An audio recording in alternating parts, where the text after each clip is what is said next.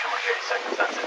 We expect Donington to be somewhere in between. Glenmore will still be a pain point because you're using it for the traction out of Redgate. You're leaning on it on the brakes to the hairpin, and in turn, leaning on it on the exit there. You're doing the same at McLean, and particularly at Coppice Corner as well, where you're balancing the car on the throttle all the way around the exit of that one.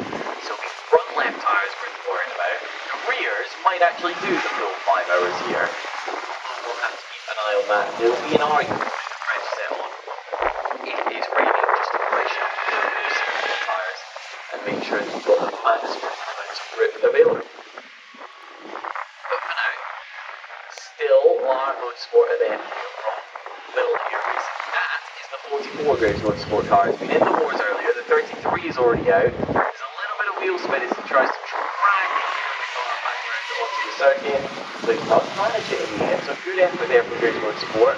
Off at Coppice, quite close to the entry. It's actually for Graves Motorsport. I suspect that will have been deep, clipping the inside curve on entry maybe, and then sending the car around.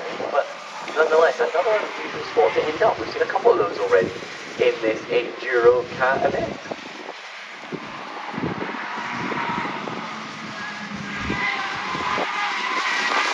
Around and around they wind again. The gap at the front is still quite small for reference. They were separated by just a quarter of a second at the line last time.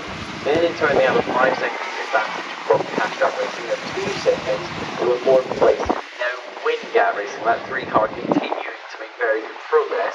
What are lap times like now? Well, they had the fastest lap a while ago, and they are currently lapping quicker than the car ahead of them, albeit not quicker than the race leader. So Wingate beginning to slow their progress as it plateaus as they try and find themselves a nice little spot in this race to calm down and get a spot on clean air.